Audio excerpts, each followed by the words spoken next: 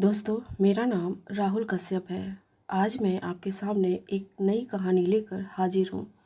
आशा है आप सबको कहानी बहुत पसंद आएगी। अगर कहानी अच्छी लगे तो एक लाइक ज़रूर कर देना। चैनल पर पहली बार आए हो तो चैनल को सब्सक्राइब कर लेना। और हाँ, गंदे कमेंट मत करना प्लीज़। ये कहानी केवल आपके मनोरंजन के लिए है।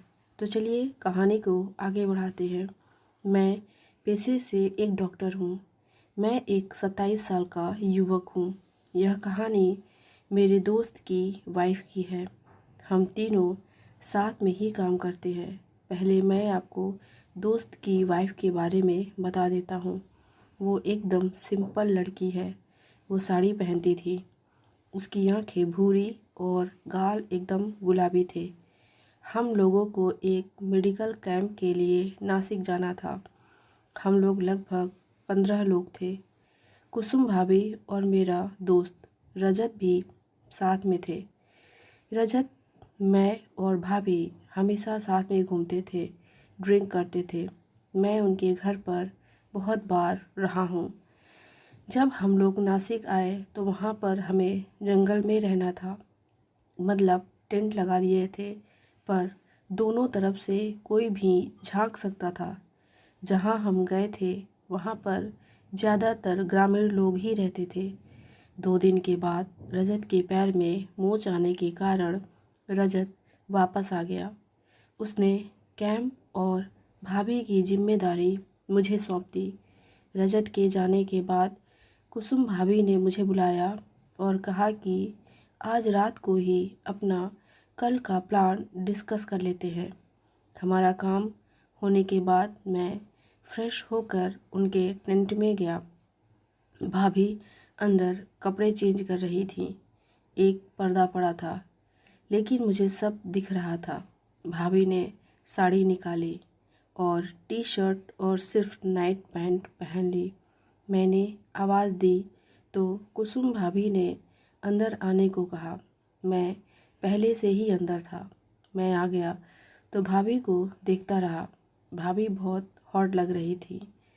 मैंने ऊपर से नीचे तक भाभी को घूरना शुरू कर दिया। कुसुम भाभी के कपड़े बहुत अच्छे थे। वो मुझसे बात कर रही थी और मेरी नज़रें उन पर थी। ऐसा पहली बार हुआ था जब मैं भाभी के बारे में सोच रहा था। तभी बाकी लोग आ गए। हम सब लोगों ने कल का प्लान डिस्कस किया। सभी को सोने की जल्दी थी। बहुत सारी नर्स बेकरार थीं और उन सब ने अपनी अपनी जगह को सिलेक्ट कर लिया था।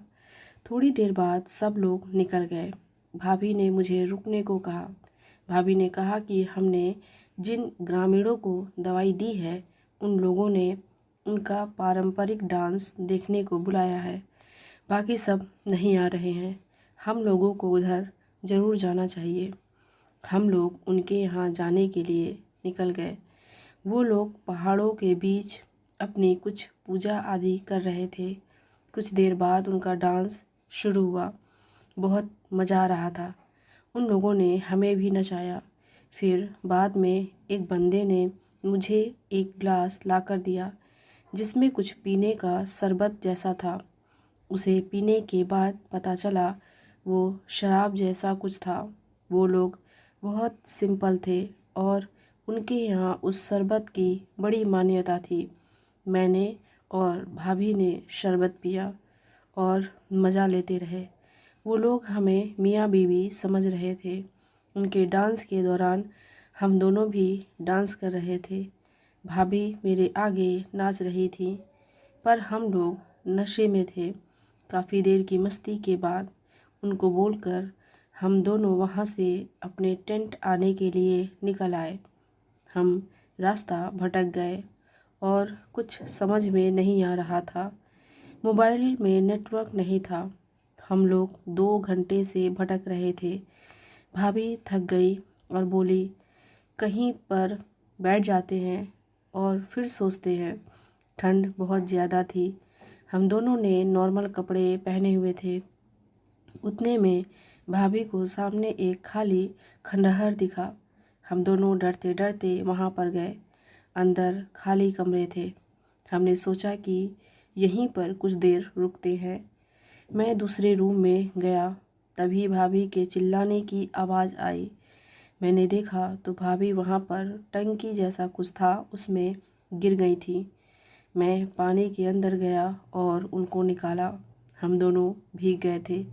एक तो पहले से ही बहुत ठंड लग रही थी और अब पानी से भीगने से और ज़्यादा सर्दी लगने लगी थी। फिर मुझे वहाँ पर कुछ सूखी घास दिखी। हम दोनों ठंड के मारे कांप रहे थे। तभी भाभी ने जो कहा वो सुनकर मैं हैरान हो गया। भाभी ने कहा, हम दोनों को गीले कपड़े उतार कर बैठना पड़ेगा, नहीं तो हम ऐसे ही मर जाएंगे। मैंने उनकी तरफ देखा तो भाभी ने कहा, हम डॉक्टर हैं यार, थोड़ा दिमाग से सोचो। फिर अंधेरे में हम दोनों ने अपने अपने गीले कपड़े उतार दिए और एक दूसरे की तरफ पीठ करके बैठ गए। लेकिन कब तक ऐसे ही रहते? ठंड तो अभी भी थी। हम दोनों लोग घास बिछाकर उसी पर सो गए। थोड़ी सी घास मैंने हम दोनों के ऊपर से डाल ली। भाभी का स्पर्श बराबर मिल रहा था।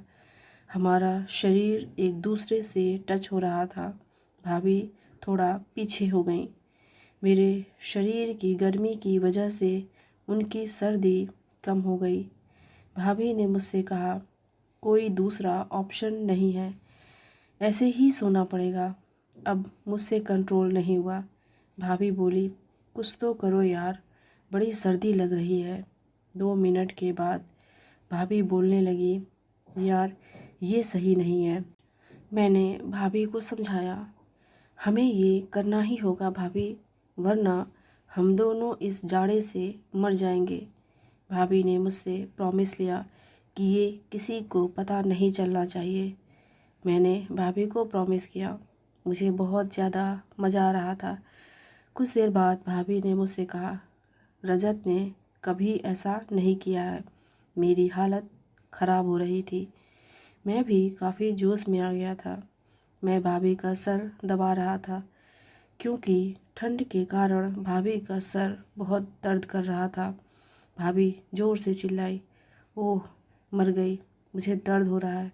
मैंने भाभी की बात को अनसुना करते हुए सर दबाता रहा। भाभी बोल रही थी, धीरे धीरे करो।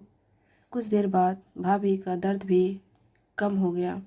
अब मैं रुकने वाला नहीं था। मैंने भाभी से कहा, मुझसे कंट्रोल नहीं हो रहा है। हमें अब ठंडी नहीं लग रही थी। पूरा जिस्म पसीना पसीना हो गया था। भाभी ने मुझे थैंक यू कहा। भाभी ने कहा, ये बात कि हम जंगल में रास्ता भटक गए थे कभी किसी को पता नहीं चलनी चाहिए।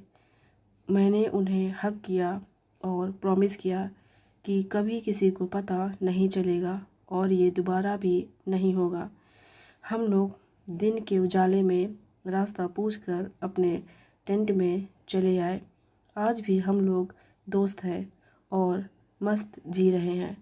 कभी कभी भाभी को देखकर मूड होता है, मैं उनको बोलता भी हूँ, लेकिन फिर हम लोग कंट्रोल कर लेते हैं। इस कंट्रोल की वजह मेरी दोस्त और उनका पति रजत है। कैसी लगी आपको ये कहानी कमेंट करके ज़रूर बताइएगा। मिलते हैं अगली कहानी के साथ। धन्यवाद।